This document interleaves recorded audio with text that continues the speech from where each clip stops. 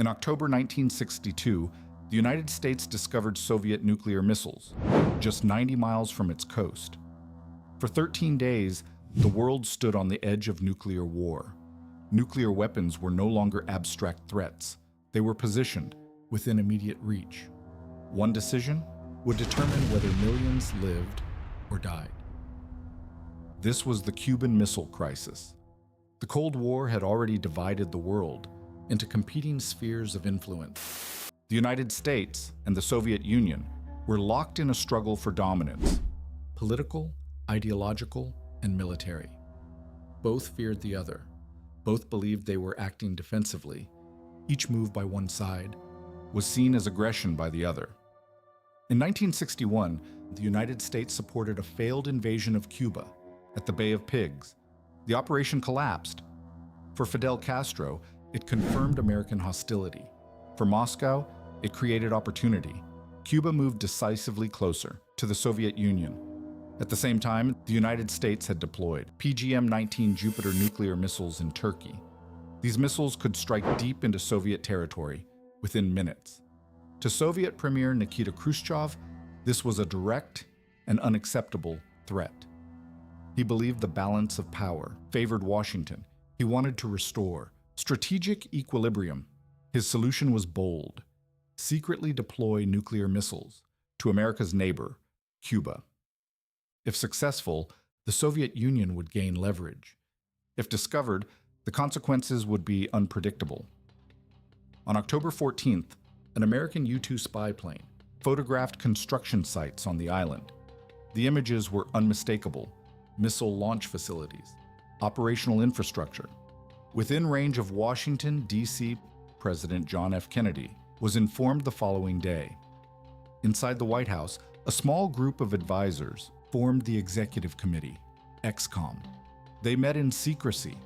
They reviewed photographs. They debated options. They faced a single question: how should the United States respond? Military leaders pushed for immediate airstrikes, destroy the missile sites before they became operational. Some argued that hesitation would signal weakness. Others recommended a full invasion of Cuba. But several advisors warned of escalation.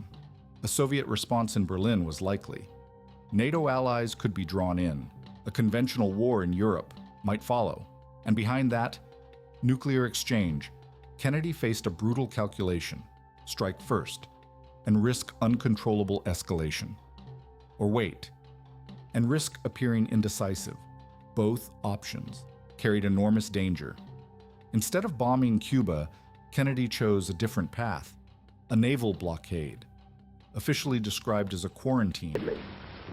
To halt this offensive buildup, a strict quarantine on all offensive military equipment under shipment to Cuba is being initiated. All ships of any kind bound for Cuba, from whatever nation or port, where they're found to contain cargoes of offensive weapons, be turned back. To avoid declaring an act of war, American warships would form a perimeter around Cuba and intercept Soviet vessels carrying military supplies. It was controlled escalation, measured pressure, not an act of war, but dangerously close. On October 22nd, Kennedy addressed the nation. He revealed the existence of the missiles. The announcement stunned the world. Soviet ships were already moving toward the blockade line. American forces moved to DEFCON 2, one step below nuclear war. If Soviet ships refused to stop, U.S. naval forces would intervene. One miscalculation could ignite global conflict. Then came the most dangerous moment. October 27th, later remembered as Black Saturday. That morning, an American U-2 reconnaissance plane was shot down over Cuba. The pilot was killed. Pressure mounted inside the White House to retaliate immediately. At nearly the same time, unknown to American forces, a Soviet submarine near Cuba carried a nuclear torpedo. U.S. ships began dropping small depth charges to force it to surface. Inside the submarine, conditions were deteriorating. Temperatures were extreme. Air was running low.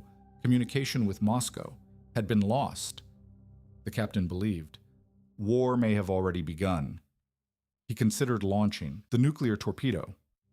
Under Soviet protocol, the decision required the consent of 3 senior officers aboard the submarine.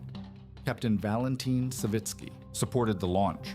Political officer Ivan Maslenikov agreed, but the 3rd officer, Vasili Arkhipov, refused. Without unanimous approval, the torpedo could not be fired. It never launched, and the world remained unaware of how close it had come to nuclear war. Back on the surface, tension continued.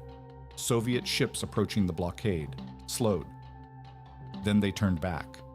Behind the scenes, secret negotiations intensified. Letters were exchanged between Kennedy and Khrushchev. Publicly, demands were firm. Privately, compromise became possible. Khrushchev offered to remove the missiles from Cuba. In exchange, the United States would publicly pledge not to invade the island. Privately, Washington also agreed to remove its nuclear missiles from Turkey. The agreement preserved dignity on both sides. The compromise was quiet. The relief was global. On October 28th, the crisis ended. Publicly, it appeared to be an American victory. Privately, both sides had stepped back from catastrophe. The Cuban Missile Crisis reshaped nuclear strategy. It led to the creation of a direct hotline between Washington and Moscow. It accelerated arms control discussions. And it reinforced a brutal reality. Escalation is easy, control is difficult. Leadership under pressure is not about appearing strong, it is about preventing irreversible outcomes. For 13 days, the fate of the world depended not on firepower, but on restraint and on decisions.